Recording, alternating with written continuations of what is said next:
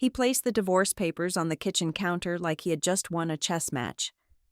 I looked at his smirk, signed immediately, and said one word, finally. My husband did not know I had waited weeks for this.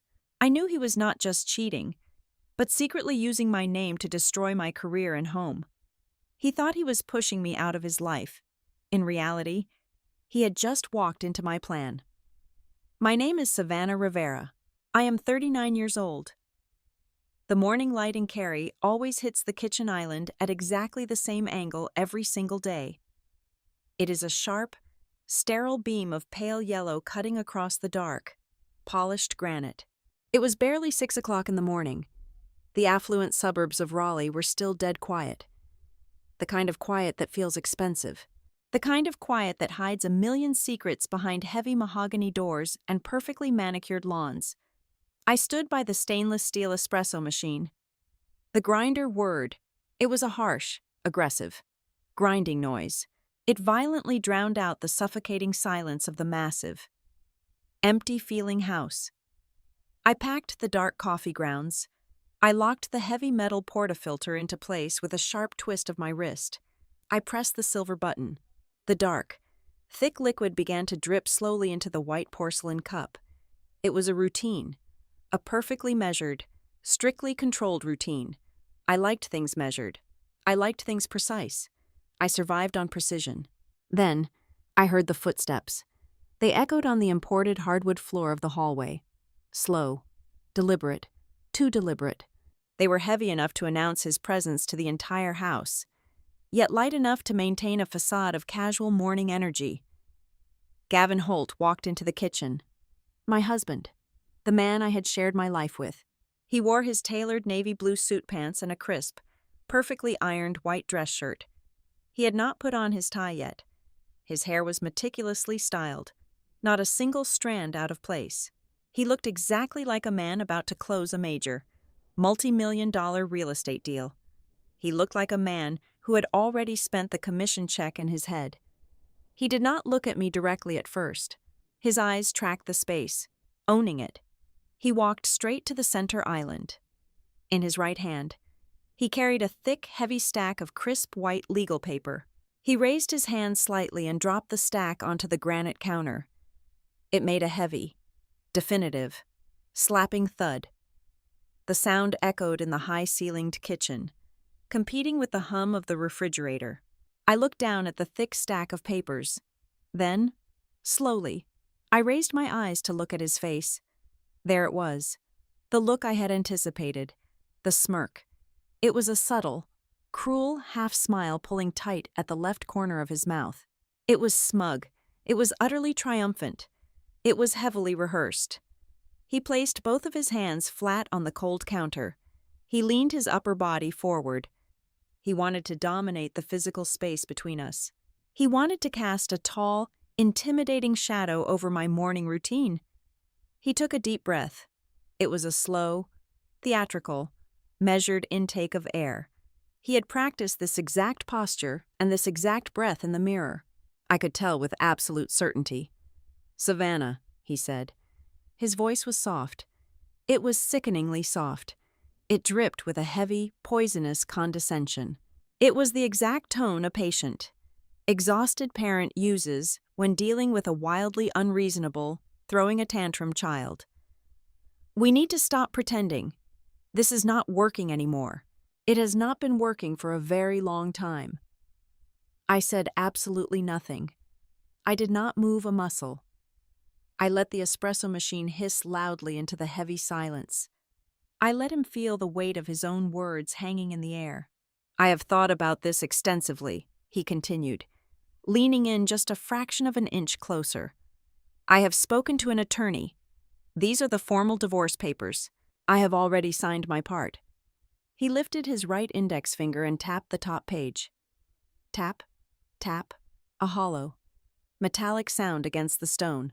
"Things will be immensely easier for both of us if we do not drag this out into a public spectacle. If we keep the expensive lawyers out of the mud. I am simply asking you to act like a reasonable adult." He paused. He was waiting. He was waiting for the first tear to well up in my eyes. He was waiting for the sharp gasp of shock. He was waiting for my shoulders to collapse under the weight of his rejection. "If you sign this early, we can expedite the entire filing process," he said, his voice dropping an octave, trying to sound pragmatic and helpful. "I truly think it is best if you vacate the house within 30 days. It will give you ample time to find a suitable apartment closer to your civic office downtown.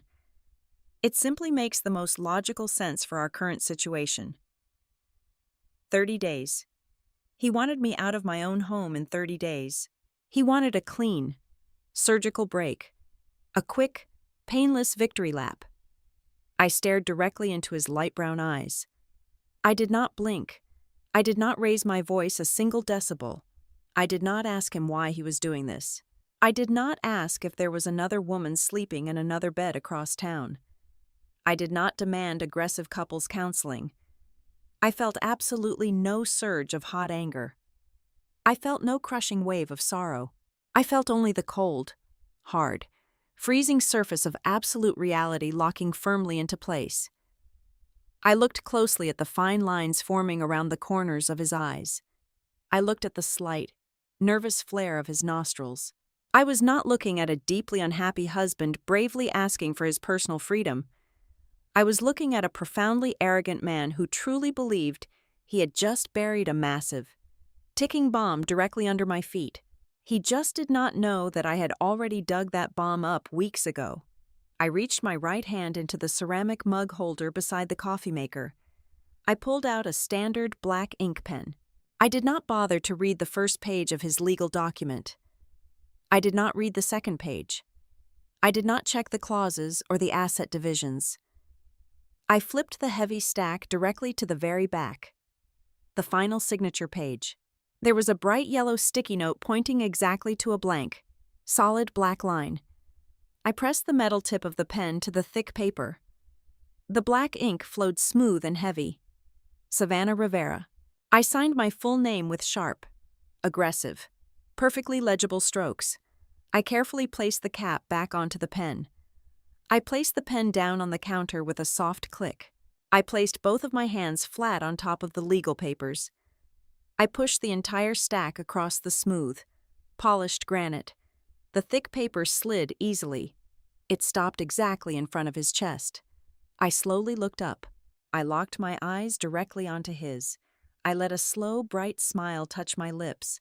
It was not a bitter smirk like his.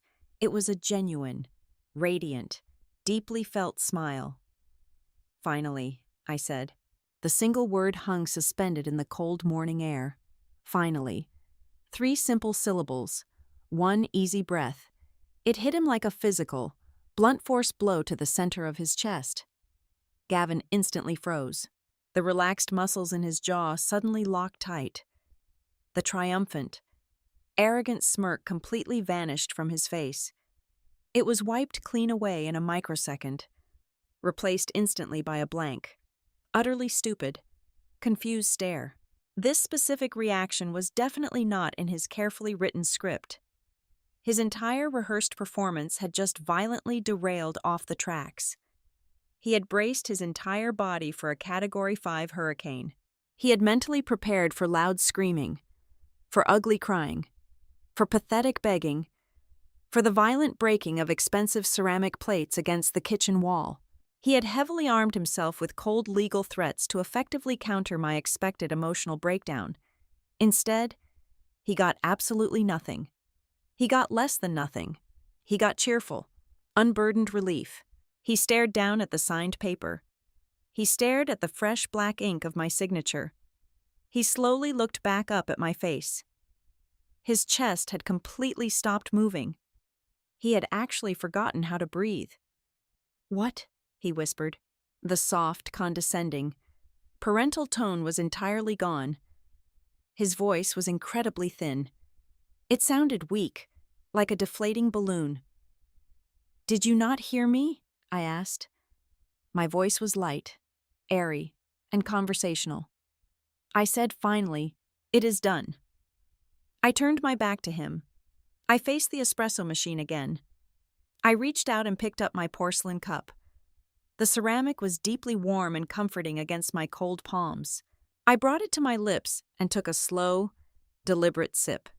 The dark coffee was perfectly bitter. It tasted like absolute clarity. I slowly looked back over my right shoulder.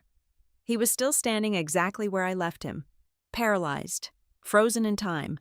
His hands hovered awkwardly, uselessly over the finalized divorce decree. "I just made a completely fresh batch," I said cheerfully. I gestured toward the expensive coffee maker with a slight nod of my chin. "Do you want a quick cup before you head out for the day?" He did not answer me. He physically could not.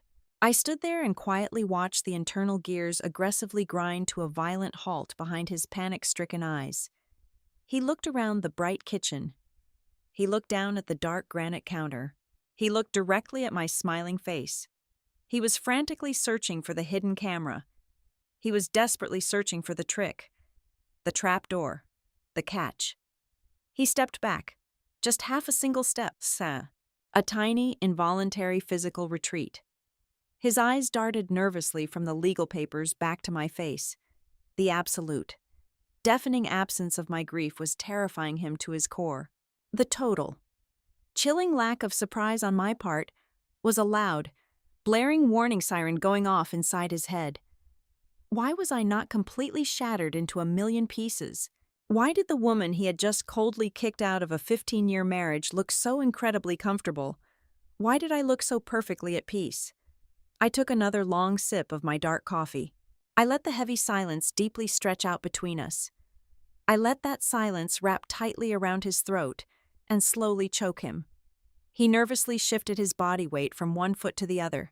The overwhelming confidence had completely drained right out of his posture. His broad shoulders slouched, just a fraction of an inch, but it was enough to show defeat. He slowly reached out and picked up the stack of papers. His fingers were noticeably stiff and clumsy. He did not utter another single word. He turned his back to me. He walked out of the kitchen.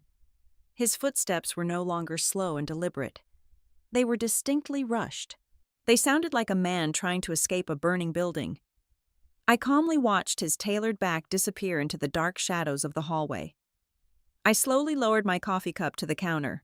The bright smile instantly faded from my lips, leaving behind only a cold, hard, unbreakable resolve. I had waited agonizing weeks for him to finally drop those exact papers onto that exact counter. From the very second I discovered he was not just sleeping in another woman's bed, but actively, maliciously using my name to build a trap that could destroy my career, my home, and my entire reputation. He honestly thought he was just pushing me out of his life. He thought he was the smart predator discarding dead weight. In harsh reality, he had just blindly walked into the final stage of the exact plan I had meticulously prepared for him. I saw his eyes right before he turned away. I saw the sudden loss of balance. He did not understand why the woman he just discarded looked exactly like someone calmly watching a steel trap snap shut right on a very precise, predetermined schedule. I am the Director of Vendor Compliance at Crown Harbor Civic Systems. If you live in this metropolitan area, you have probably never heard my name. But my signature dictates the safety of the roads you drive on and the security of the water you drink. Crown Harbor is a massive, sprawling municipal infrastructure agency. We manage the enormous, complex technology and transportation bids for the entire region. When the City Council approves a budget to upgrade the traffic light synchronization grid or install a new cybersecurity framework for the downtown transit hubs, those vendor contracts must cross my desk before a single dime of taxpayer money is transferred. My daily existence revolves around an ocean of legal paperwork. It is not a glamorous profession. It is microscopic, tedious, and relentlessly demanding. My specific job is to actively hunt for the things that other people are desperately trying to hide. I look for the tiny, almost invisible fractures in the system. I audit vendor backgrounds, verify digital signatures, track convoluted cash flows, and aggressively investigate any potential conflicts of interest. I am the kind of person who can smell a deeply buried corporate fraud from looking at a single, seemingly innocent receipt for catering services. I read the microscopic fine print that exhausted lawyers usually skip over. I am the absolute final firewall between public funds and private greed. Just last month, I flagged a massive municipal paving contract. The primary vendor looked completely legitimate on paper. They had the right safety certifications, the correct tax identification numbers, and glowing professional references. But I noticed a tiny anomaly in their surety insurance bond filing. The date format was slightly misaligned. It was a microscopic detail, just a few numbers typed in the wrong order. But pulling that tiny thread completely unraveled a massive web of hidden shell companies trying to funnel city infrastructure money into private accounts. I caught it because I never, ever take a document at face value. I dig into the data until I find the absolute truth. I trust absolutely nothing until I have personally verified it 3 times over. I did not inherit this corner office. I am a woman of Latina descent who started completely from the bottom, working in a cold, windowless room in the internal audit basement. I spent my 20s meticulously combing through tens of thousands of pages of dry municipal spending reports. I built my career slowly, brick by heavy brick, entirely on my own merit. I climbed the steep, heavily guarded ladder to senior leadership by simply outworking and outpreparing every single person in the room. I am not a loud, boisterous person. I do not wear flashy, distracting designer labels or try to dominate a crowded boardroom with aggressive, theatrical shouting. I win my battles by being overwhelmingly, undeniably precise. The financial numbers never lie to me. Documents and spreadsheets always tell a complete, honest story if you possess the sheer patience to learn their complex language. I met Gavin exactly 15 years ago. Back in those days, he was a young, incredibly hungry, aggressively handsome commercial real estate broker. He possessed a terrifyingly magnetic energy. He always knew exactly the right thing to say, exactly the right hand to firmly shake, and exactly the right charming joke to tell at an otherwise suffocating networking event. He had this intoxicating, almost magical way of making everyone in the room firmly believe that he was the absolute man of the future. He promised me a life of grand adventures, boundless security, and limitless success. I was completely captivated by his relentless ambition and his smooth confidence. He was the perfect, glittering counterbalance to my quiet, highly analytical nature. Together, we systematically built what looked like the absolute pinnacle of the modern American dream. We purchased the stunning, sprawling colonial house in the upscale, heavily manicured neighborhood. We carefully curated a tight circle of highly attractive, financially successful friends who drank $50 bottles of wine on our custom-built cedar deck on Friday nights. We flawlessly projected the polished, enviable image of a powerful, deeply connected, dual-income power couple. We had a daughter together. Her name is Mara Holt. She is 18 years old now. Just a few short months ago, we proudly packed her bags and moved her into her freshman dorm room at the State University. Through every single year of that carefully constructed life, I was the invisible foundational bedrock holding the entire structure securely together. I was the one who meticulously calculated and paid the heavy property taxes every single quarter. I managed the complex family health insurance policies. I aggressively funded Mara's college savings accounts with large portions of every single paycheck. I organized the thick mortgage documents and formally structured our long-term retirement portfolios. I kept the heavy, complicated machinery of our daily existence well-oiled and perfectly balanced. Gavin, on the other hand, was the glossy, expensive paint on the outside of the house. He was spectacular at maintaining the public appearances. He was the undisputed master of closing deals at expensive downtown steakhouses, handing out thick, embossed business cards on the country club golf course, and making grand, sweeping promises that made everyone around him feel like they were part of something incredibly important. He was the charismatic salesman of our family brand. He brought in the loud applause, while I quietly managed the silent logistics. It is a deeply bitter, jagged pill to swallow today, because the first 5 or 6 years of our marriage were genuinely, profoundly happy. We were an actual team navigating the world together. I truly loved him with everything I had. That is the exact reason why the slow creeping fracture in our foundation was so incredibly difficult for me to accept. When you spend over a decade building a complicated life with another human being, you firmly believe you know their structural integrity inside and out. You believe you have mapped out the exact weight-bearing walls of their moral character. I simply could not reconcile the charming, loving man I married against the deceitful, secretive stranger who was slowly, quietly emerging from the shadows of our shared home. I stubbornly refused to see the dark, spreading rot in the wood, because I was the very person who had poured the concrete and built the house. We are just going through a highly stressful professional phase. I would silently tell myself in the dark bedroom, desperate to rationalize his changing behavior. That is the ultimate, humiliating paradox of my current existence. I am the highly trained professional woman who is explicitly paid a substantial six-figure salary by the government to expertly detect microscopic discrepancies in multi-million-dollar municipal infrastructure contracts. I can spot a fake vendor address from a tiny zip code misalignment on page 40 of a highly technical proposal. I can trace a fraudulent ghost payment through 4 different offshore shell corporations without ever breaking a sweat.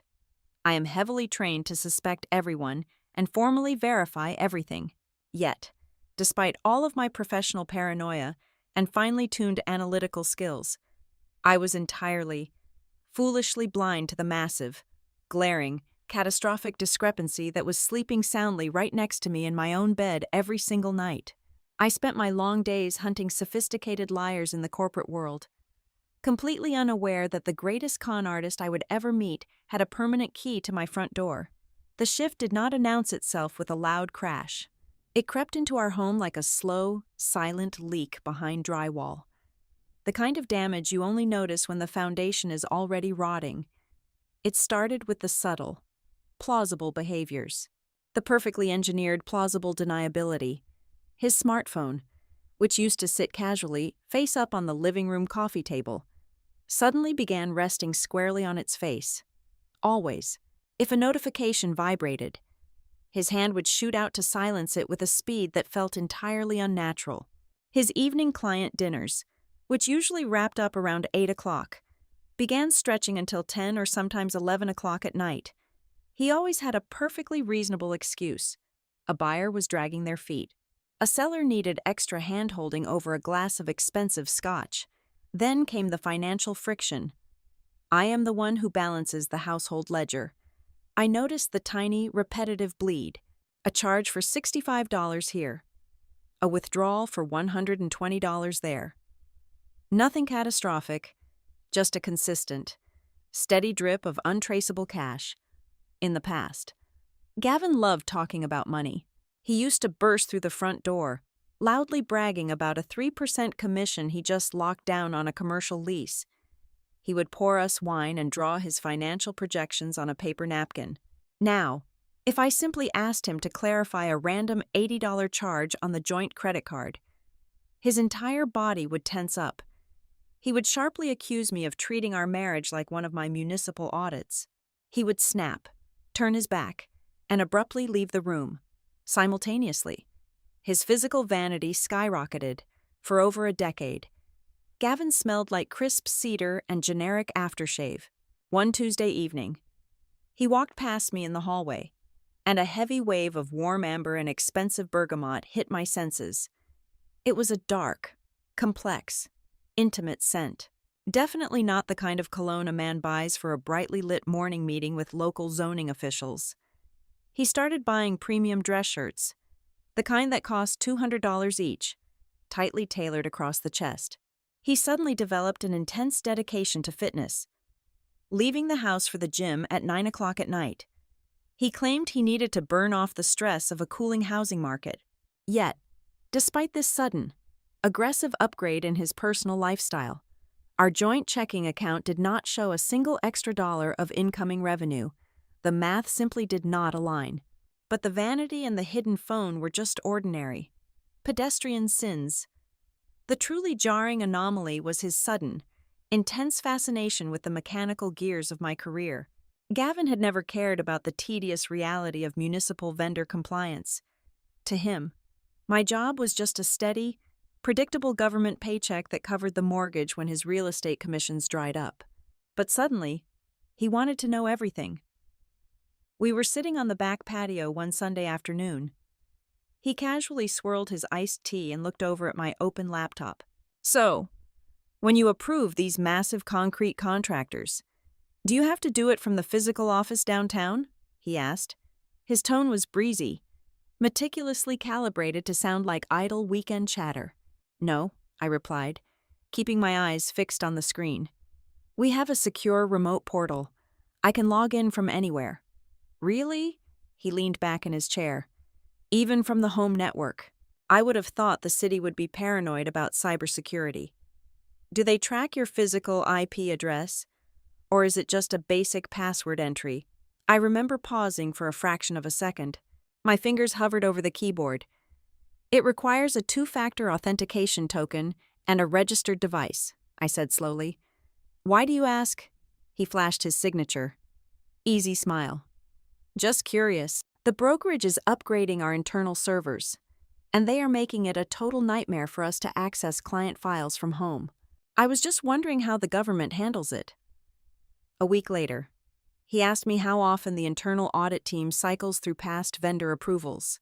He asked if my digital signature was automatically stamped on the final clearance forms or if I had to manually apply it. He asked these questions weeks apart, perfectly spaced out, always buried inside mundane conversations about groceries or television shows. I tried to ignore the loud, ringing alarms in my head. I actively fought against my own professional instincts. I told myself I was becoming the paranoid, suffocating wife. I rationalized everything.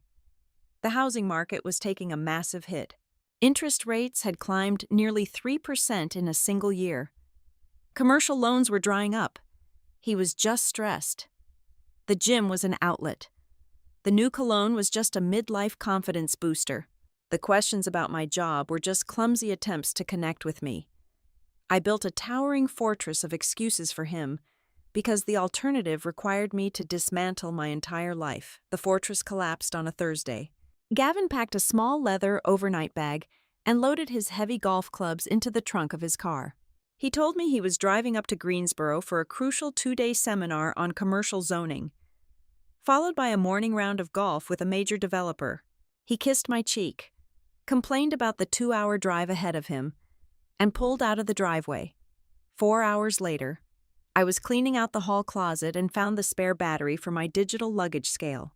It reminded me of the small tracking device I had hidden inside the thick lining of his golf bag 6 months prior. I had placed it there after a rash of expensive club thefts at his country club. I had completely forgotten about it until that very moment. I pulled my phone out of my pocket. I opened the tracking application. I fully expected to see a small digital dot resting quietly at a country club or a convention center 80 miles away in Greensboro. The screen loaded. The map zeroed in. The glowing dot was not in Greensboro. It was exactly 14 miles away from our house. It was stationary at a specific address in the heart of downtown Raleigh. I zoomed in on the map. The address belonged to an upscale, heavily secluded boutique hotel known for its discretion and luxury suites. I sat down on the edge of the living room sofa. The house was completely silent. I did not scream. I did not throw my phone against the wall. I did not feel the hot, burning rush of hysterical betrayal. Instead, my heart rate dropped.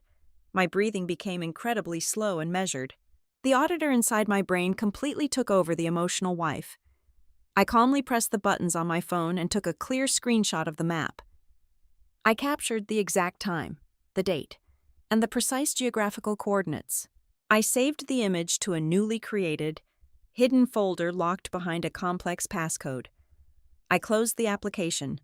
I walked into the kitchen, opened the refrigerator, and started chopping vegetables for my own dinner. When he texted me at 8 o'clock that night to say his Greensboro hotel room was drafty, I typed back a simple, cheerful message telling him to get some rest. My total icy calmness terrified me more than his lies. When he finally came home the next evening, smelling faintly of a hotel soap that definitely was not in our bathroom, I greeted him with a warm hug. I asked him how the golf game went. I listened to him invent a detailed, 15-minute story about the difficult greens and the stubborn developer. I smiled. I nodded at all the right moments.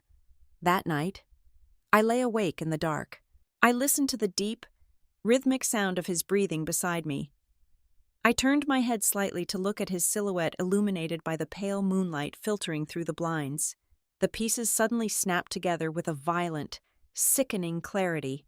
The hidden phone, the unexplained cash withdrawals, the questions about my municipal vendor portal, the intense curiosity about my digital signature, the fake trip, I realized, with a cold shiver running straight down my spine, that the man sleeping inches away from me was not just fumbling through a messy, cliché suburban affair.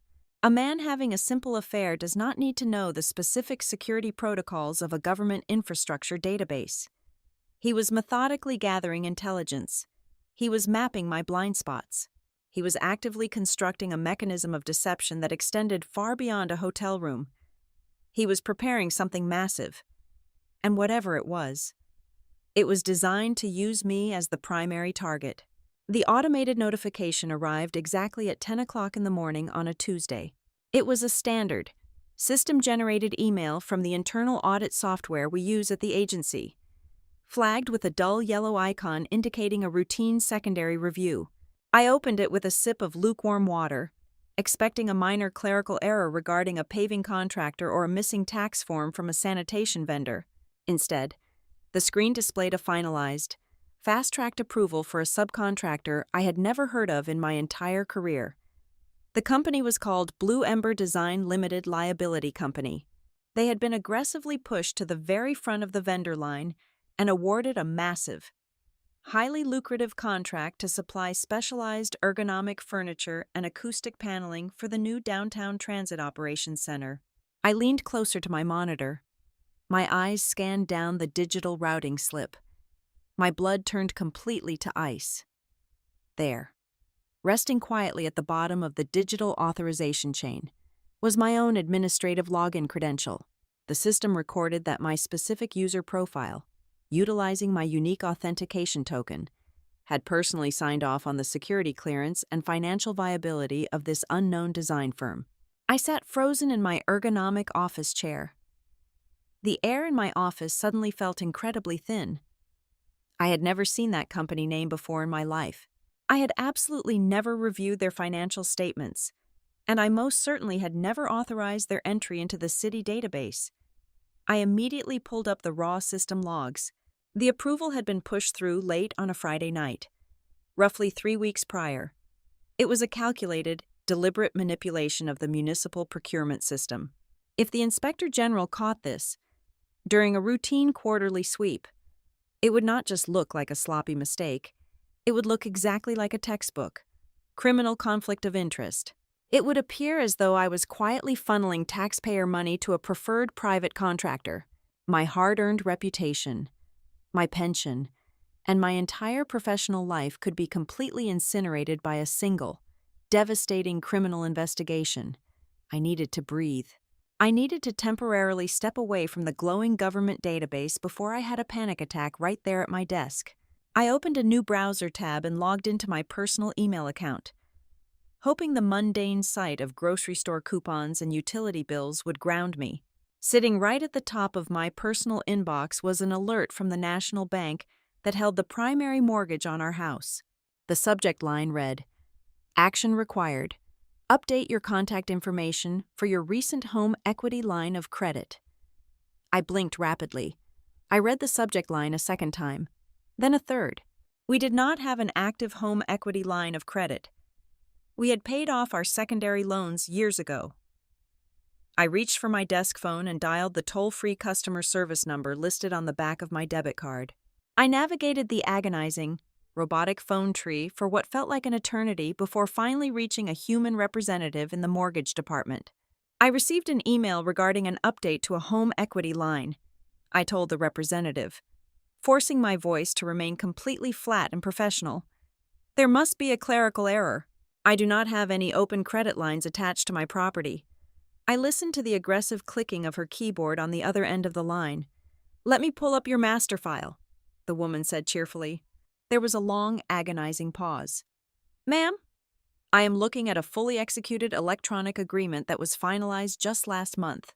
It is a revolving equity line for $250,000, secured directly against your primary residence.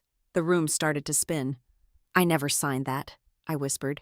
The digital signature packet was completed and verified through the primary account holder's portal, the representative replied, her tone shifting from cheerful to slightly defensive. The funds have already been partially disbursed. A draw of $150,000 was wired last week to a commercial business account to serve as a guarantor for a small business loan. The receiving entity is a commercial interior design showroom located in Durham. I demanded she send me the entire origination packet immediately. 4 minutes later, a heavily encrypted document arrived in my inbox. I opened the file. I stared at the screen. There was an electronic signature that looked perfectly like mine, meticulously copied and pasted onto a binding financial guarantee. The commercial entity receiving the massive influx of cash drawn against my family home was a newly registered retail space. I quickly copied the business address from the bank document and pasted it into the state corporate registry database. The registration pulled up instantly. The sole proprietor and chief executive officer of the showroom was a woman named Celeste Wynn. I opened a private, untraceable browsing window. I typed her name into a search engine. The internet immediately provided everything I needed to know. Celeste Wynn was highly visible. She possessed an aggressively curated, loudly broadcasted social media presence. Her pages were flooded with glossy, heavily filtered photographs. She was undeniably beautiful, probably 10 years younger than me, with bright blonde hair and an expensive, artificial smile.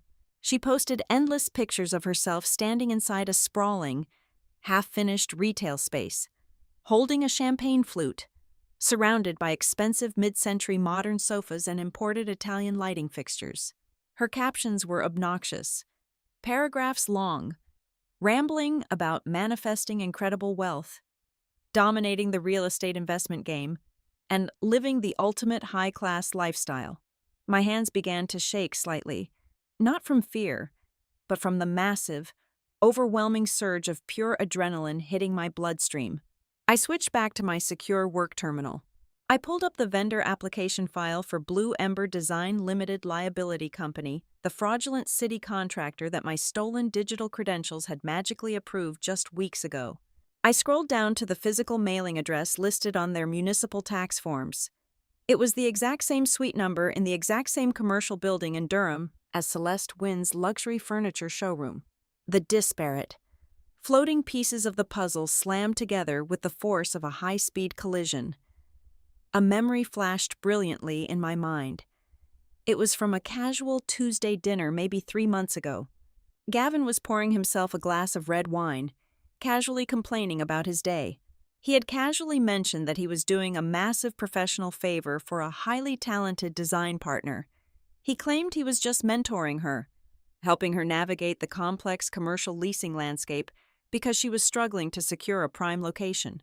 The sheer, breathtaking scale of the betrayal finally washed over me. The truth was not just that my husband was sleeping with a younger, glamorous woman who liked to post pictures of her expensive shoes on the internet. It was infinitely worse. Gavin had systematically weaponized my entire identity. He had stolen my pristine, highly guarded government security clearance to illegally feed his mistress a massive public infrastructure contract. Simultaneously, he had forged my signature to secretly mortgage the very roof over my head, draining the equity I had spent a decade building, all to fund her vanity interior design project. He was using my hard-earned career and my personal financial stability as the literal bankroll for his new life with her. And if any of it collapsed, if the city auditors caught the fake contract, or if the luxury showroom went bankrupt and defaulted on the massive loan, I would be the one left holding the smoking gun. I would be the one facing criminal indictment, public humiliation, and total financial ruin. He had carefully positioned me to take the entire fall. I sat in the heavy silence of my office. I did not confront him. I did not pick up my cell phone and scream at him. I did not shed a single tear. Crying was a useless biological response reserved for women who still believed their marriages could be salvaged. I was no longer a wife dealing with a cheating husband. I was an auditor who had just uncovered a massive, hostile fraud operation. I slowly closed my personal email tab. I closed the social media pages. I placed both of my hands perfectly flat on the cool, polished wood of my desk. I stared blankly at the beige wall of my office for exactly 1 minute, organizing the chaotic timeline in my head. I had to move first. I had to strike before he even realized the board was set. I reached out and picked up the heavy black receiver of my desk phone. I did not dial my husband. I chose to do the one specific, incredibly difficult thing that a man like Gavin, a man who survived entirely on lies and hidden shadows, would never in a million years predict I would do. I dialed the direct extension for the Chief of Internal Investigations for Crown Harbor Civic Systems. The line rang twice before a stern voice answered. I cleared my throat, verifying my employee identification number, and formally reported my own digital credentials for highly suspicious, unauthorized activity. The meeting with the internal legal counsel for Crown Harbor Civic Systems took place at exactly 2 o'clock in the afternoon. I walked into the glass-walled conference room carrying only a single manila folder. I did not offer any small talk. I sat across from the lead attorney and the head of cybersecurity, opened my folder, and laid out the printed system logs. There has been an unauthorized breach of my administrative profile, I stated, keeping my voice entirely devoid of panic. A vendor named Blue Ember Design was approved using my credentials late on a Friday night. I did not authorize this entry. I want a full forensic lock placed on my account immediately. I am formally requesting a comprehensive extraction of the Internet Protocol addresses, the exact access timestamps, and the hardware MAC addresses of the devices used to execute that approval. The lead attorney blinked, clearly caught off guard. People usually get called into this specific room to be interrogated, not to initiate the interrogation themselves. I am also formally recusing myself from any and all municipal processes, audits, or payments regarding Blue Ember Design, effective this very second, I continued smoothly. I suspect a highly targeted credential theft designed to create a conflict of interest. I want the Inspector General notified that I am the one flagging this anomaly. By taking the absolute first step, I fundamentally shifted the power dynamic. I did not look like a guilty employee trying to cover her tracks. I looked like a vigilant, highly competent director protecting the city's infrastructure.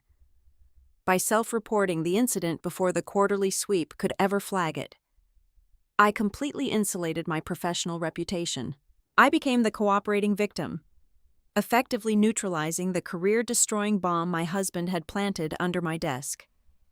At 6 o'clock that evening, I drove to an inconspicuous office building in the financial district. I had an appointment with Nadine Cross. She was a deeply feared, notoriously expensive family law attorney who specialized in high-net-worth divorces and complex asset dissolution.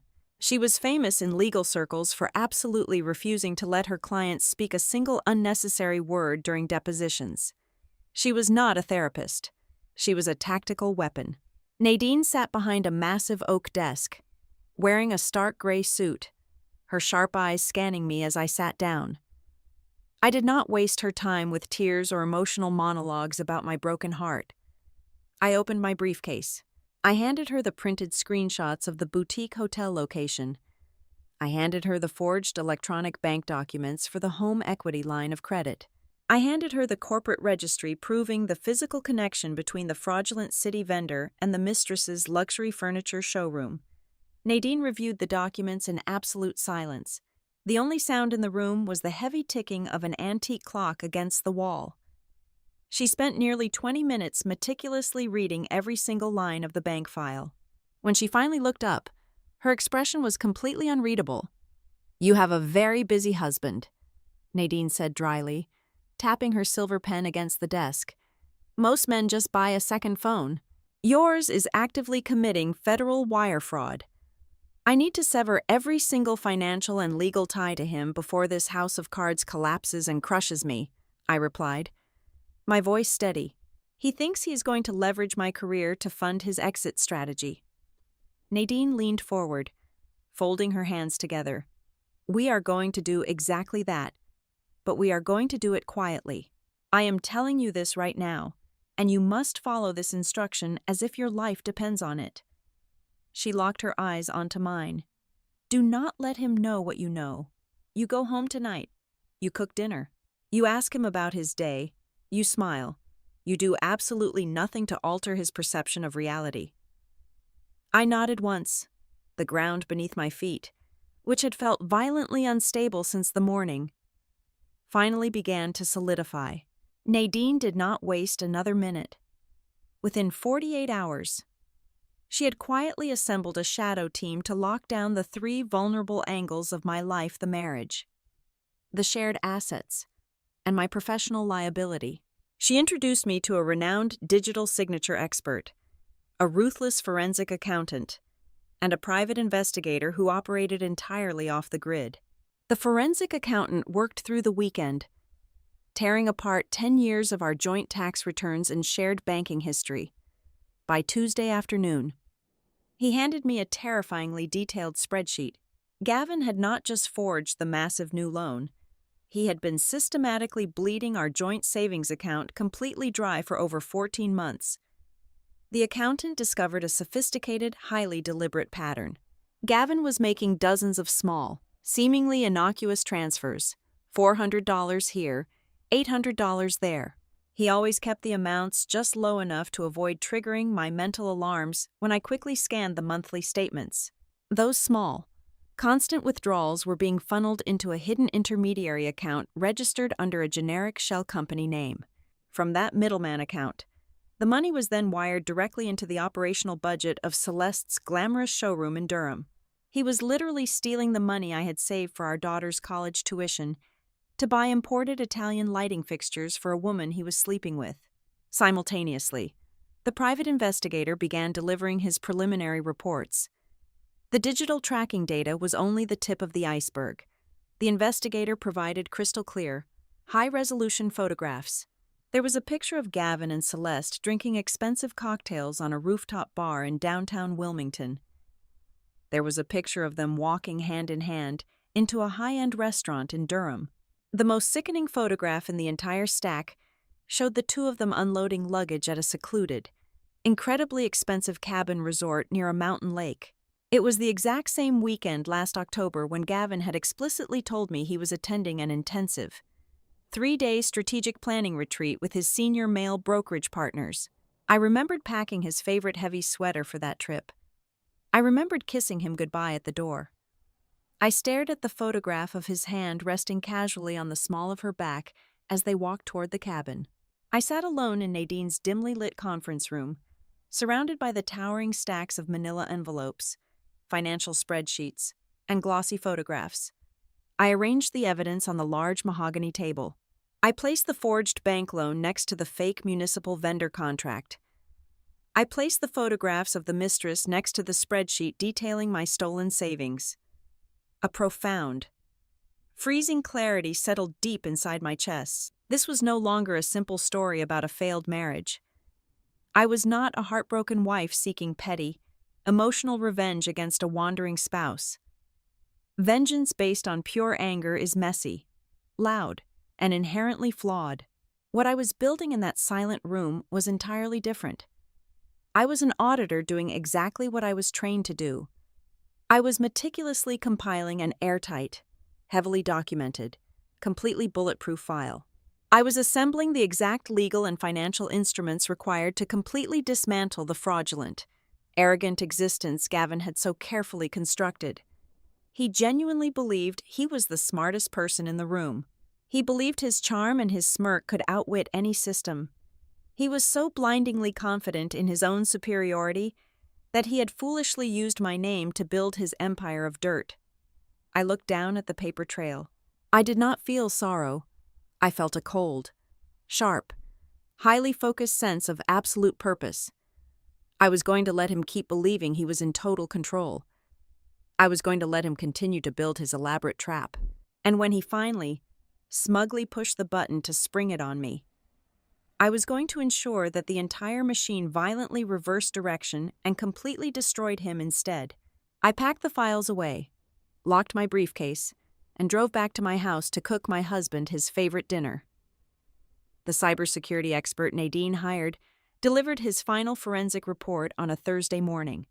I sat in my office with the door locked and read the technical breakdown. The unauthorized accesses to my municipal vendor portal did not originate from a shadowy hacker in a foreign country.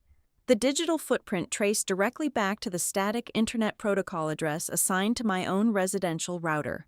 More specifically, the device logged in the system was the desktop computer sitting in our shared home office.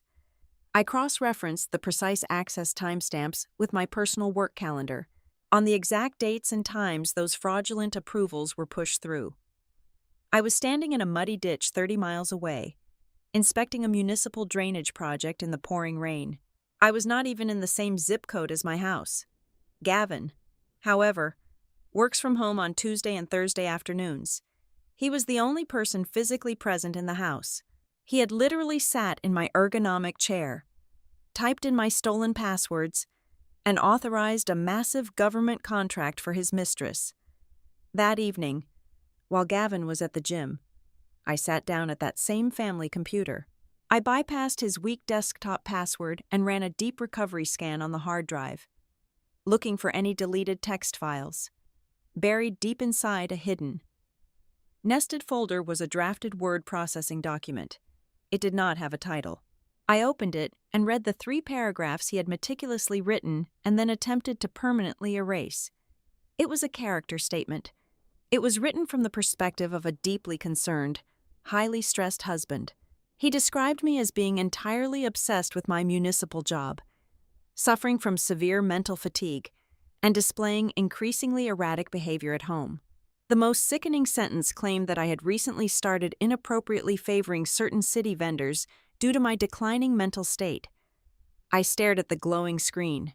The sheer, terrifying calculation of his mind became entirely clear. He was not just stealing my credentials to get his mistress a lucrative city contract. He was actively writing a script to completely destroy my credibility if the fraud was ever discovered. He was preparing to throw his own wife to the federal investigators, claiming I was having a nervous breakdown and acting alone. The hits did not stop there. The next morning, the private investigator called me on a secure line. His deep voice sounded grim. He told me to sit down. Celeste Wynn is not just a romantic mistress. The investigator explained. She is a functional, operational business front. I dug into her past corporate filings. Your husband is running a sophisticated debt-leveraging scheme. He uses your pristine credit score, your high-level government clearance, and your unblemished professional reputation to open massive lines of credit. He props up these shell companies, funnels the cash out, and then quietly distances himself. He paused, letting the heavy reality sink in. And she is not his first partner in this specific type of fraud, he continued. I found 2 other dissolved limited liability companies from 4 years ago tied to different women, all following the exact same pattern. He uses his charm to pull them in, uses your name to fund them, and leaves you holding the invisible bag. Before I could even process the magnitude of a serial financial predator sleeping in my bed, the forensic accountant sent an urgent encrypted email. The fraudulent home equity line of credit was merely the loudest alarm. It was not the only fire burning. The accountant had tracked a dark inquiry on my credit report. Someone had opened a secondary corporate credit card account. They had bypassed my current security alerts by using an ancient, dormant email address I had not logged into since my early 20s. The current outstanding balance on that hidden credit card was over $46,000. He had maxed it out buying commercial building materials and paying the early lease deposits for Celeste's showroom. My chest felt like it was trapped in a heavy iron vise. I was drowning in an ocean of invisible, forged debt. Every single hour brought a new, devastating revelation. I was systematically being buried alive by the man who had promised to protect me. Then, my cell phone rang. The caller identification showed Mara, my daughter, She was supposed to be in her freshman dorm room, studying for a midterm exam. When I answered, I did not hear her usual cheerful voice. I heard the sharp, jagged sound of a young girl trying desperately not to hyperventilate. "Mom," she choked out, her voice trembling violently. "I am so sorry. I am so incredibly sorry." "Mara, take a deep breath," I said, my maternal instincts instantly overriding the cold auditor. "What is wrong? Where are you?" "I drove home this morning to grab my heavy winter coat from the attic," she sobbed. "Dad was not here. I grabbed my old tablet from the kitchen drawer to see if it's still charged. It was synced to his cloud messages." I did not mean to snoop. "Mom, I swear. But the messages just popped up on the screen." My blood ran entirely cold. "What messages? Mara." She took a ragged, shaky breath. He was texting a woman named Celeste. He told her not to worry about the money. He told her that he was filing the divorce papers soon, and then he said, her voice broke into a loud, painful cry. He said that once the city starts investigating you for the vendor contracts, you will be so terrified of going to prison that you will sign absolutely anything he puts in front of you just to make the divorce go away quietly. He said you would give him the house, the savings, everything, just to save your reputation. I closed my eyes. The pain was no longer a dull ache. It was a sharp, white-hot blade sliding directly between my ribs. He was not just discarding our marriage. He had intentionally engineered a catastrophic professional scandal designed to terrify me into total, unconditional surrender. He was willing to sacrifice the mother of his child to a federal prison sentence just to ensure he walked away with a clean slate and a pocket full of my hard-earned money. "Mara, listen to me very carefully," I said, forcing my voice to project absolute strength and unshakable calm. "I need you to log completely out of that tablet. I need you to leave it exactly where you found it. You drive back to campus right now. You focus on your exams. Do you understand me?" "But Mom, what is he doing? Why is he doing this to you?" she pleaded, the innocence completely shattered in her voice. "I am handling it," I promised her. "I have attorneys. I have everything under control. I promise you, Mara, I am not going to let him hurt us. But you must stay out of this. You cannot let him know that you saw those messages. Can you promise me that—" She sniffled, pulling herself together. "I promise." I hung up the phone and immediately called Nadine. I relayed the conversation with my daughter. Nadine's voice was sharp and commanding. "We completely wall Mara off from this moment forward," Nadine instructed strictly. "She does not speak to him about this. She does not testify. We do not drag an 18-year-old girl into a financial mud wrestling match with her own father. We already have enough forensic evidence to bury him 10 times over. Her account merely confirms his malicious intent." "I agree," I replied. My voice sounded completely different to my own ears. It was entirely hollowed out, stripped of any remaining warmth or hesitation. I hung up the phone and stared out the window of my office at the bustling city streets below. A massive tectonic shift had just occurred inside my mind. Up until this very morning, a small, pathetic part of my soul still viewed this as the tragic, painful death of a 15-year marriage. I was still mourning the loss of a husband. That illusion was now entirely dead. It was burned to absolute ash. Gavin Holt was not a husband seeking a divorce. He was a hostile parasite. He was a dangerous, calculating predator who had spent years feeding off my stability. He had looked at my pristine career, my flawless credit score, and my respected name in the city government, and he had only seen a highly leverageable asset. He viewed my life's work as a heavy club he could use to bash my brains in and steal my wallet. He intended to use my own competence as the very weapon to destroy me, buying his freedom and funding his pathetic, glamorous new life with my money and my reputation. He thought he had backed me into a dark, terrifying corner. He thought the threat of a municipal investigation would make me cower and sign away everything I had ever built. He fundamentally misunderstood who he was dealing with. I was the person who designed the security systems he thought he was brilliantly manipulating. He was about to learn exactly what happens when you try to trap the architect inside her own maze. Nadine called me into her heavily soundproofed office on a rainy Wednesday afternoon. She sat behind her large mahogany desk and placed a thick yellow manila folder directly in front of me. Inside the folder was the original property deed and the complex financial history of the house in Cary. For the past several weeks, Gavin had been walking around those spacious, sunlit rooms, genuinely believing he owned exactly 50% of the equity. He believed the house was his ultimate golden parachute. He was completely, catastrophically wrong. Nadine pointed her silver pen to a very specific legal clause we had drafted nearly 7 years prior. When my beloved aunt passed away, she left me a substantial inheritance of over $300,000. I used that exact money to pay off the initial mortgage and secure our financial future. At the time, I told Gavin we needed to do some routine financial restructuring to protect our assets, because he was always deeply bored by heavy administrative paperwork. He barely skimmed the thick stack of documents before hastily scribbling his signature on the dotted lines. His arrogance made him blind. He completely failed to realize that those specific legal documents permanently transferred the property into the Rivera Family Residential Trust. The house was strictly my separate property, legally protected and purchased entirely with inherited funds. He had absolutely no legal claim to a single brick, not a single blade of grass. He was plotting to kick me out of a house that belonged entirely and exclusively to me. I did not stop with the property deed. I drove to a completely different bank branch on the opposite side of the city and opened a brand new, highly secure checking account for my municipal payroll deposits.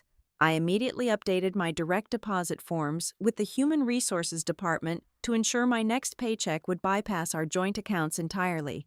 I systematically sat down at my laptop and went through every single digital account I owned. I changed the passwords for my personal email, my retirement portals, and my health insurance profiles, utilizing complex, randomized 16-character sequences that he could never guess. I enabled two-factor biometric authentication on everything.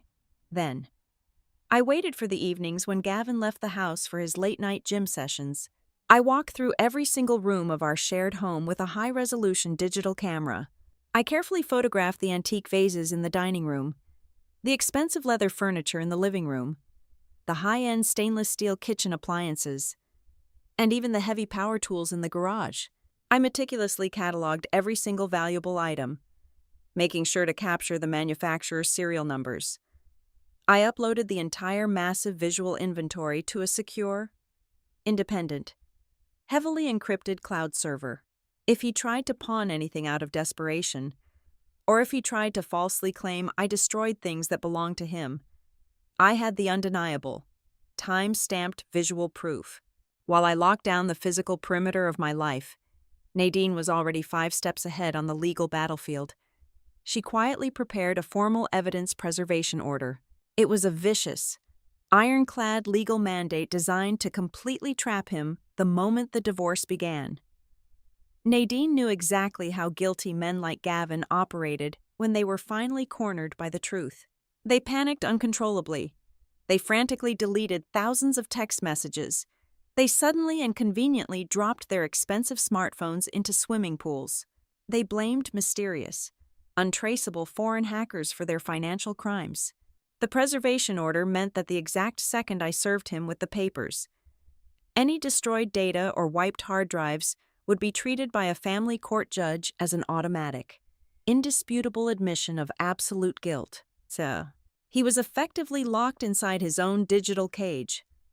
Simultaneously, the forensic accountant finalized the complex money map. The final tracing chart he delivered was a beautiful, devastating piece of financial artwork.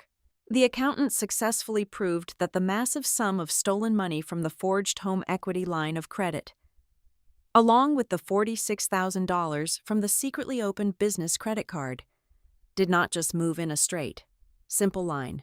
Gavin had intentionally routed the stolen money through 3 separate, temporary corporate shell accounts. He moved the funds from a fake consulting firm to a dummy holding account, and then pushed it forward again. 3 distinct hops meant premeditated, highly calculated money laundering designed specifically to evade detection. The final destination for every single stolen dollar was always the operational business checking account of Celeste Wynn's luxury furniture showroom in Durham.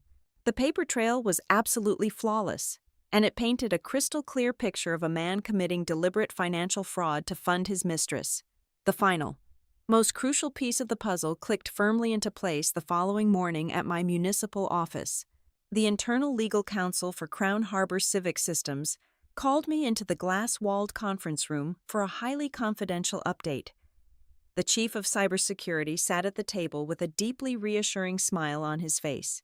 The technical investigation was leaning entirely in my favor. The information technology team had analyzed the system access logs in microscopic detail. They confirmed that the fraudulent vendor approval for Blue Ember Design was indeed executed using my specific login credentials.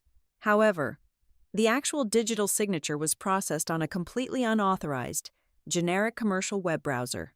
The city government strictly mandates the use of a proprietary, heavily encrypted municipal browser for all administrative approvals and database entries. I never, under any circumstances, used the generic browser for my official duties. The digital mismatch in the system logs definitively proved that I was the victim of a highly targeted, localized cyber intrusion. My professional reputation was no longer in jeopardy. My career was entirely safe from his sabotage.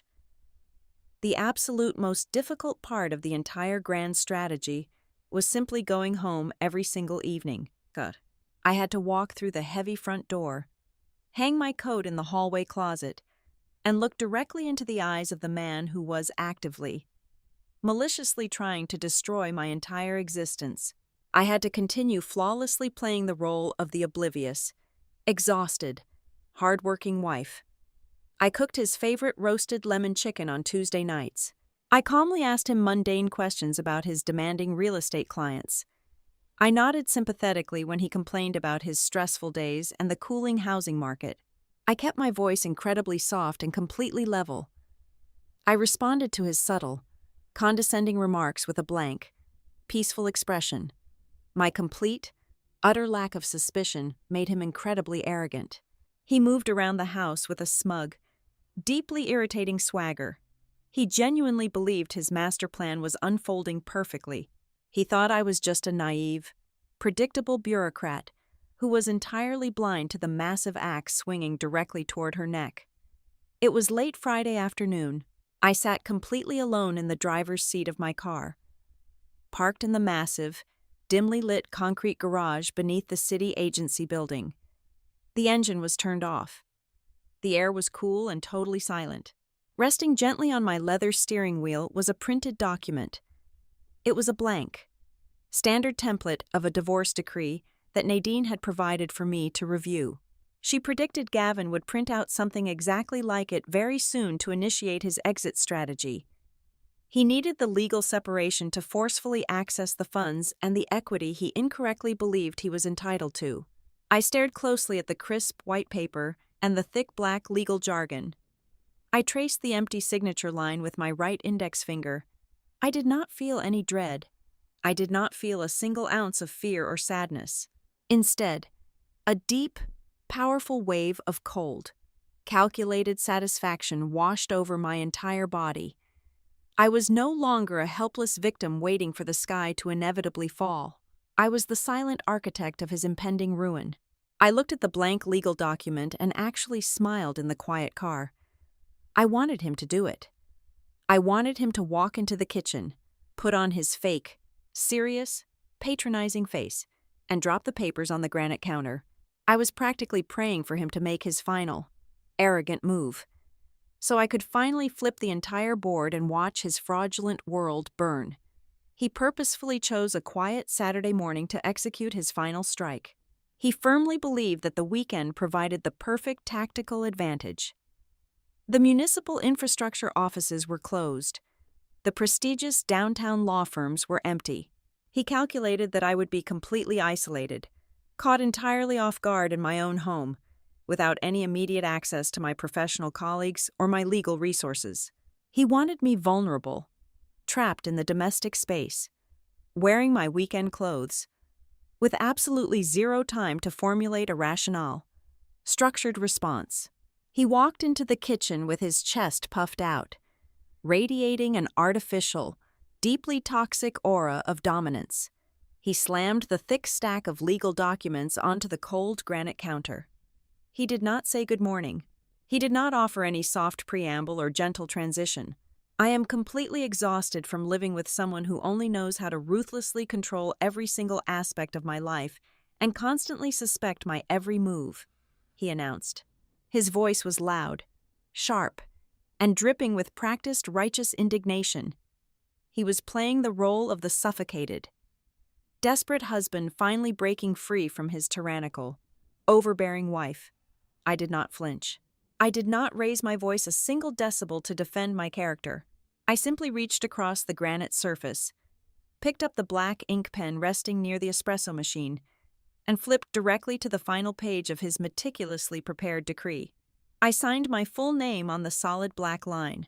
I capped the pen, pushed the papers back toward his chest, and gave him a bright, completely genuine smile. Finally, I said softly. The single word hung in the air like a suspended blade. Gavin physically recoiled. His broad shoulders jerked backward.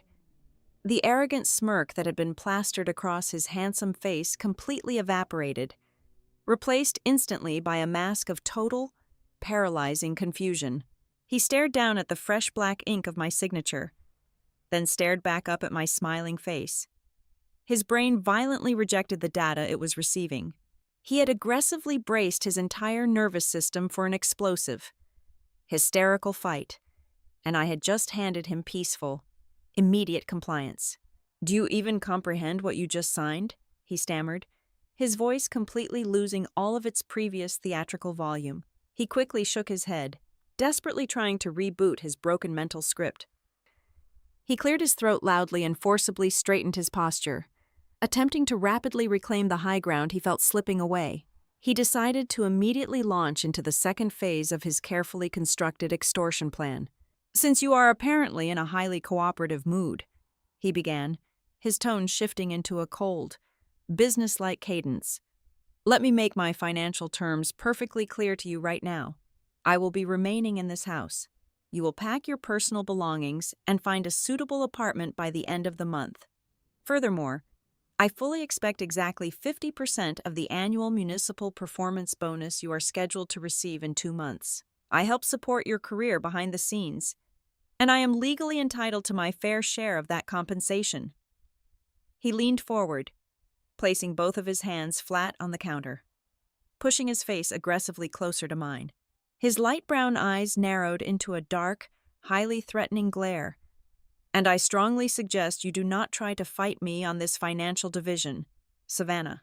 It would be a massive shame if you made this difficult. If you try to drag this out in a messy public court, certain unfortunate irregularities at your workplace could suddenly become public knowledge. Things could get very bad for your professional reputation. I think we both know you absolutely cannot afford a government scandal right now." There it was, the thinly veiled blackmail, the absolute, undeniable confirmation of his malicious intent. He was directly threatening to use the fraudulent vendor approvals he had secretly engineered on my computer to completely destroy my municipal career if I did not instantly surrender my home and my money. I did not gasp. I did not show a single ounce of fear or intimidation. The temperature in the room seemed to drop 10 degrees as I simply maintained my calm. Unwavering eye contact.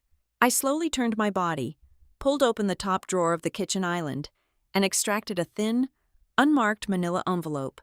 I placed it gently on the granite counter, right next to his newly signed divorce papers. I placed 2 fingers on the paper and slid it exactly 2 inches toward his chest. "I suggest you open that envelope and read the very first page before you say another word to me," I instructed. My voice was no louder than a whisper, but it carried the heavy, undeniable weight of absolute authority. Gavin stared at the brown envelope as if it were a highly venomous snake. He hesitated. His supreme confidence was rapidly bleeding out onto the kitchen floor. He slowly reached out, his fingers visibly trembling just a fraction of an inch, and flipped open the metal clasp. He pulled out the small, highly curated stack of sensitive documents Nadine and I had meticulously prepared. He stared blankly at the first page. It was the certified legal copy of the Rivera Family Residential Trust. I watched his eyes scan the heavy legal text. I watched his pupils dilate as he read the specific clause detailing the exact property boundaries and the undeniable proof of my sole ownership, funded entirely by my legal inheritance from 7 years ago. "This house does not belong to the marriage," I stated coldly, completely shattering the silence in the room. "It belongs entirely to the trust.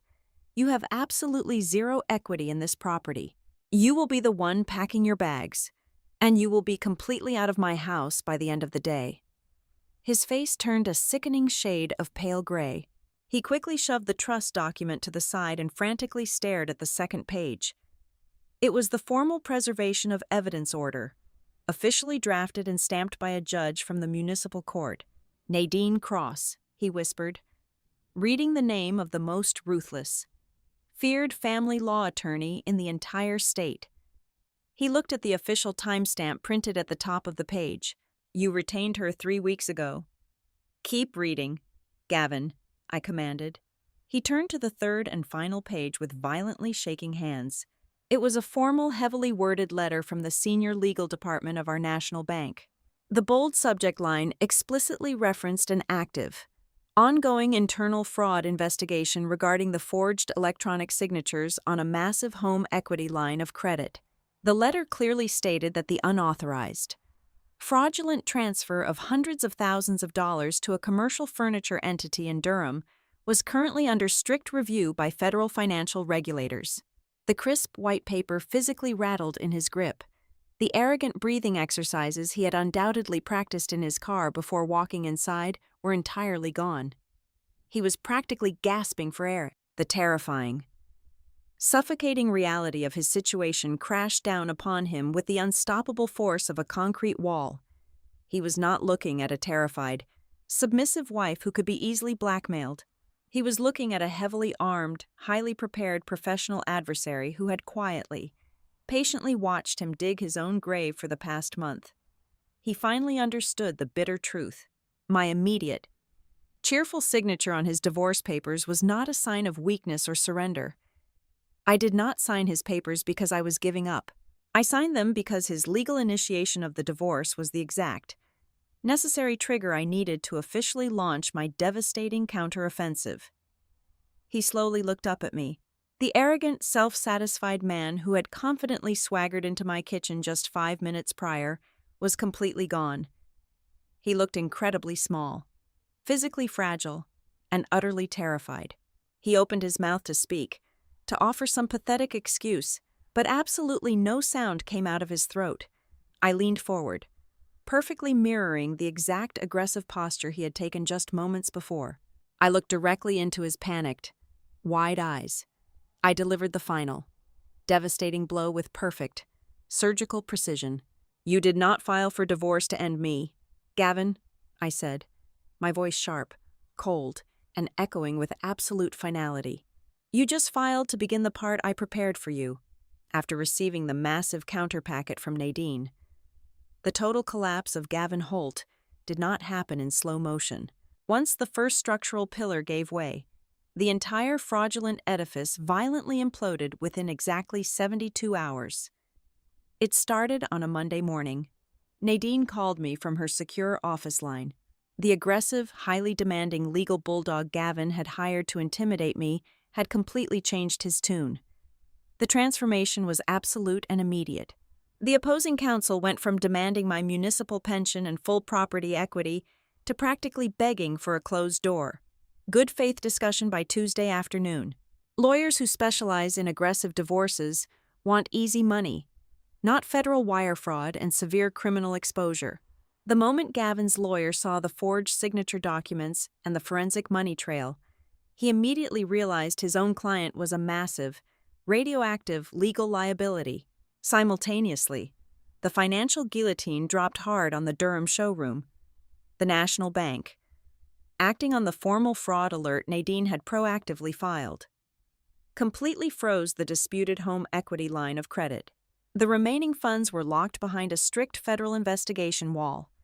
Celeste Wynn's glamorous, highly curated social media existence shattered almost overnight.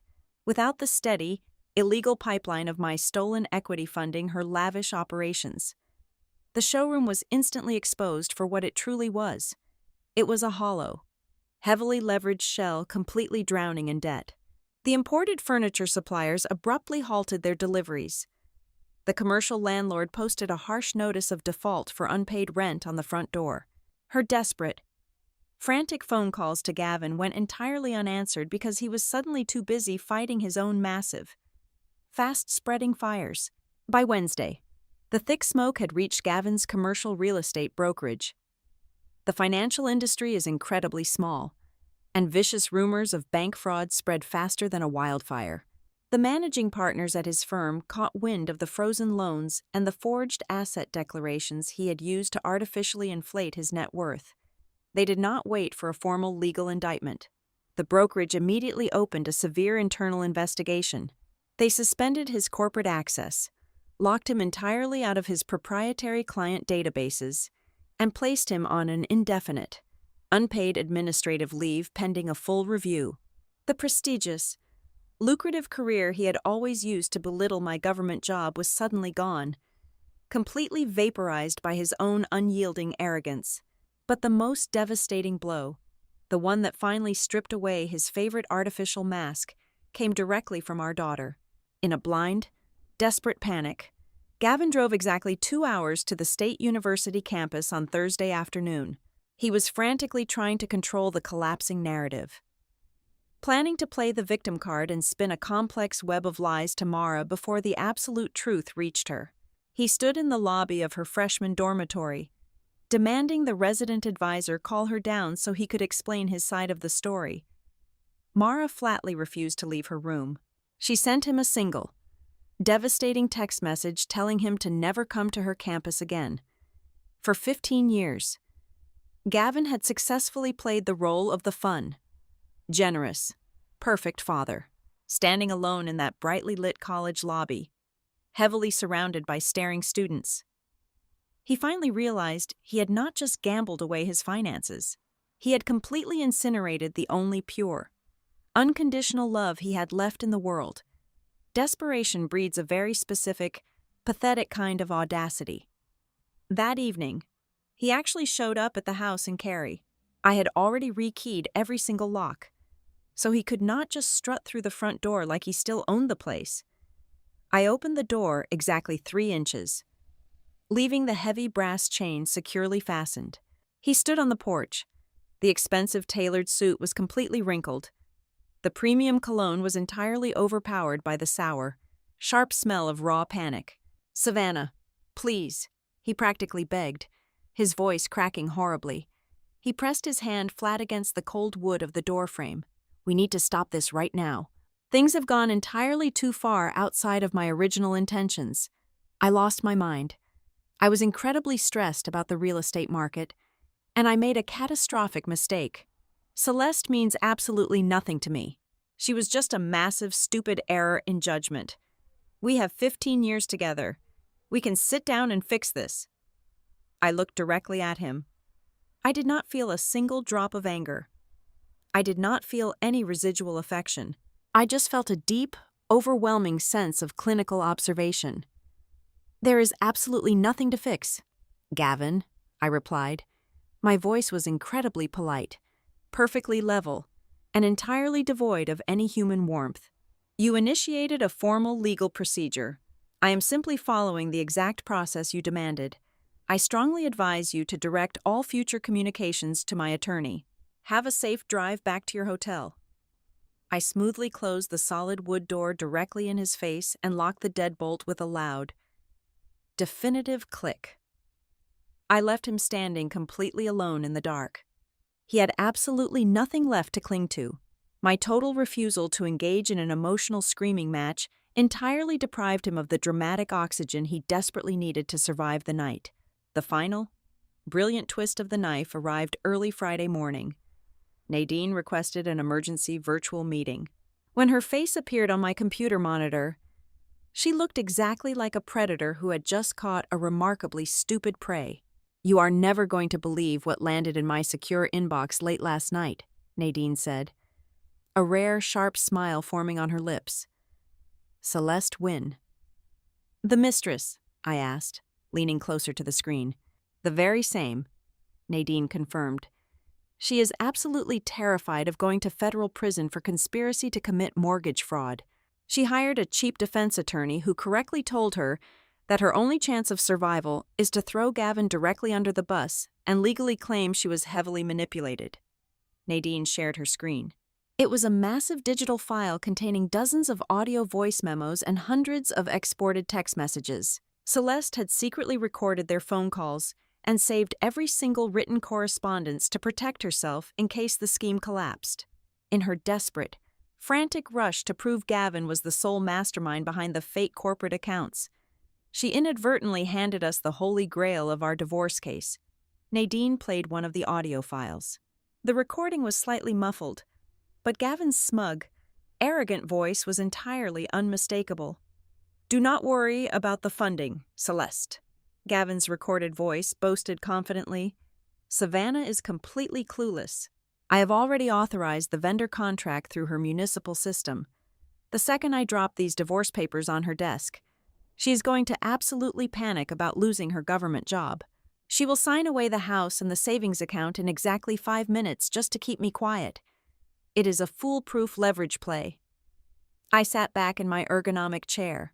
The sheer, breathtaking stupidity of the man was almost difficult to comprehend. He had deliberately, meticulously documented his own criminal extortion plot and handed it directly to a woman who possessed zero actual loyalty to him. Celeste had just provided the absolute, undeniable proof that Gavin proactively planned to use my career as a weapon to force a highly disadvantageous settlement. The family court judge was going to absolutely crucify him. By Saturday evening, the absolute reality of his situation had fully consumed him. The boutique downtown hotel had forcibly kicked him out because his secondary credit cards were completely maxed out and his primary accounts were frozen by the active fraud investigation. He had absolutely nowhere to go. His wealthy friends had immediately stopped answering his calls the exact second the rumors of federal wire fraud began circulating at the country club. I was standing in the warm, brightly lit kitchen, pouring myself a glass of cold water, when I saw the motion sensor light flick on in the driveway. A yellow taxicab idled by the curb. Gavin slowly walked up the front pathway. He dragged a single, scuffed leather suitcase behind him. I walked into the dark front hallway and stood perfectly still. I looked out through the large, decorative glass pane set into the center of the front door. It was a perfect poetic inversion of the morning he had smugly handed me those divorce papers. There was no arrogant stride, there was no perfectly tailored suit, and there was absolutely no smirk. He looked completely hollowed out, aging 10 years in a matter of 2 weeks. He raised a trembling hand and knocked weakly on the thick glass.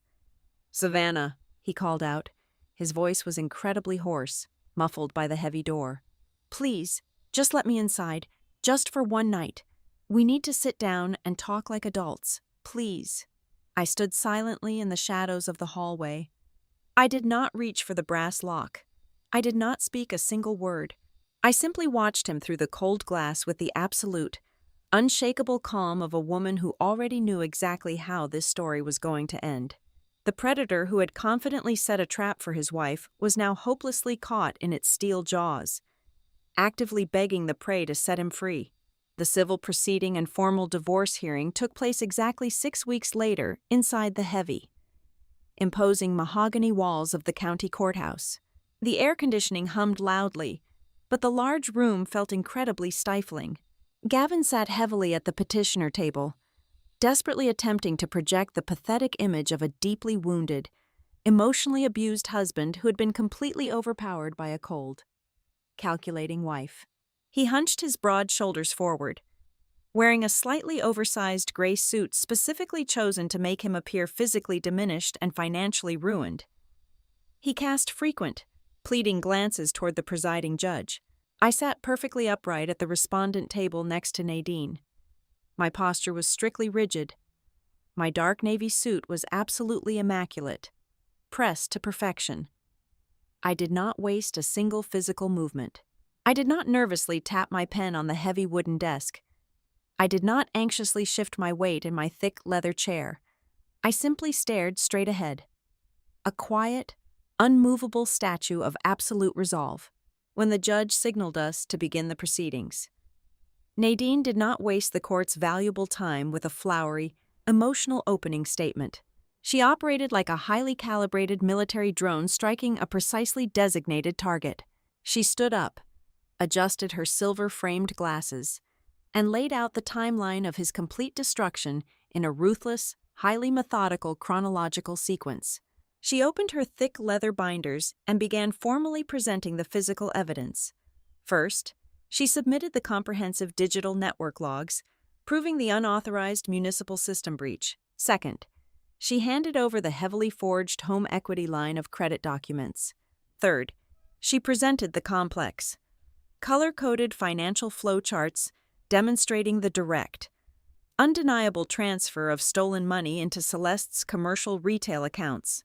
Fourth, she submitted the massive billing statements for the secondary corporate credit card illicitly opened using my dormant, decades-old personal email address.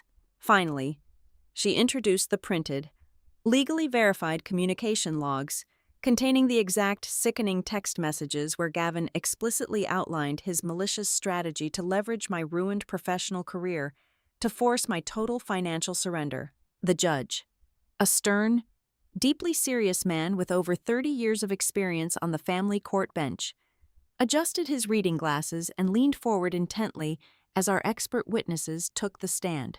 The cybersecurity specialist was called first. He methodically and clearly testified that the fraudulent city vendor approvals originated directly from our static residential internet router. He then presented undeniable satellite tracking data, highway toll booth camera timestamps, and sworn site manager affidavits that firmly placed me exactly 45 miles away at a municipal construction site during the exact minutes those fraudulent approvals were executed. Next, the digital forensics examiner took the oath. He projected the bank loan signatures onto a massive white screen in the center of the dark courtroom. He expertly demonstrated to the judge how the microscopic digital pixels of my signature were identically cloned and pasted, completely lacking the natural, uneven biometric pressure variations of a human hand physically pressing an ink pen to raw paper. The testimony that completely severed Gavin's final, desperate lifeline came next. The senior internal legal counsel from Crown Harbor Civic Systems took the solemn oath. He formally stated for the permanent public record that I was the specific employee who voluntarily initiated the internal investigation into the vendor portal. He testified that my immediate self-reporting and total cooperation unequivocally proved I was the primary victim of a highly sophisticated domestic cyber attack, entirely clearing my professional name of any administrative wrongdoing. But the absolute coldest, most devastating moment of the entire trial occurred when Celeste Wynne nervously walked up to the wooden witness stand, hoping to secure a favorable leniency deal for her own massive, impending financial crimes. She turned entirely against her former partner. She looked directly up at the judge, her manicured hands shaking violently, and repeated the exact words Gavin had told her in secret. He promised me we would have all the capital we ever needed to run the business, Celeste testified, her voice cracking under the intense pressure of the completely silent room. He specifically said Savannah will sign absolutely everything over to me the second she thinks her government career is over. The entire courtroom seemed to instantly drop to freezing temperatures. Even the seasoned court reporter briefly paused her rapid typing for a fraction of a second, visibly shocked by the sheer malice of the quoted statement. The judge did not require a long recess in his private chambers to deliberate the towering mountain of undeniable facts. He stared down at Gavin with a heavy look of absolute, unfiltered disgust. The final ruling was a total, unmitigated financial slaughter. The judge formally decreed that Gavin was entirely responsible for assuming every single dollar of the massive, fraudulent debts he had maliciously created. The judge firmly ruled that Gavin was legally barred from claiming a single penny of equity from the family trust that permanently protected my home. My upcoming, highly lucrative municipal performance bonus was declared entirely off limits and classified as my sole separate property. Furthermore, the judge ordered Gavin to fully reimburse our joint savings account for the tens of thousands of dollars he had systematically and secretly siphoned away over the past 14 months. But the absolute final, world-shattering nail in his coffin came right before the heavy wooden gavel dropped. The judge leaned forward, his voice booming across the quiet room, and formally announced that he was immediately transferring the entire evidentiary dossier regarding the forged bank signatures and the illicitly acquired credit lines to the State Financial Crimes Division for a separate, highly severe criminal investigation. The easy, highly profitable divorce Gavin had so smugly planned had just violently mutated into a multi-layered, catastrophic felony nightmare entirely of his own making. The courtroom gallery slowly cleared out, leaving only the heavy silence of the legal aftermath. Gavin and I were left standing near the heavy wooden double doors of the main corridor. His face was a sickly, pale shade of gray. The arrogant, charming, highly successful real estate broker I once married was completely dead, permanently replaced by a broken, terrified, completely defeated man staring directly down the terrifying barrel of a federal criminal indictment. He took one slow, highly hesitant step toward me. He kept his voice incredibly low, almost a desperate whisper, as if he was terrified the wooden walls themselves were actively listening to his total failure. "I really did not think you would go this far," he rasped, his eyes darting nervously toward the marble floor. I stopped walking toward the exit. I turned my body slowly and looked him directly in his hollowed-out eyes. I felt no lingering anger. I felt no tragic pity. I just felt the crisp, deeply satisfying, clean air of absolute victory filling my lungs. "You are completely wrong," I replied, my voice echoing slightly in the vast, empty hallway. "I did not go far at all. I simply stood still long enough for you to run straight into the absolute truth." The heavy, suffocating, toxic fog that had covered every single aspect of my daily life for months finally lifted, clearing the sky completely. Exactly 2 weeks after the final, devastating court date, Mara drove her small car home from her university campus. We spent a quiet, beautifully normal Friday evening standing together in our bright kitchen, making homemade pasta from scratch and laughing loudly about her highly demanding college professors. The massive suburban house no longer felt like a cold, terrifying, empty museum hiding dark, destructive secrets behind every single closed door. We were actively, joyfully rearranging our lives, completely unburdened by the crushing, invisible weight of his endless, manipulative lies. Hours later, after Mara went upstairs to her childhood bedroom to finally sleep, I walked completely alone through the quiet, peaceful hallway. I stepped back into the dark kitchen. The soft, pale moonlight hit the dark granite island at the exact same familiar angle it always did. I reached deep into my coat pocket and pulled out my heavy metal house keys. I placed them gently down onto the cool stone surface, right on the exact, precise spot where he had confidently slammed those arrogant divorce papers down so many weeks ago. I looked down at the keys resting in the moonlight. A soft, completely genuine smile touched my lips. It was not a harsh smile of tactical victory or a calculated, vindictive counterattack. It was the beautiful, highly peaceful sign of a brand new, completely clean existence. It was the undeniable proof of a life where I was finally safe, and where absolutely no one in the entire world would ever be allowed to use my name to destroy me again. Thank you so much for listening to my story. Please leave a comment down below and let me know where you are listening to this story from so we can interact and share our thoughts together. I invite you to subscribe to the Olivia Revenge Stories channel, like this video, and show your extra support by pressing the hype button so the story in this video can be heard by many more people.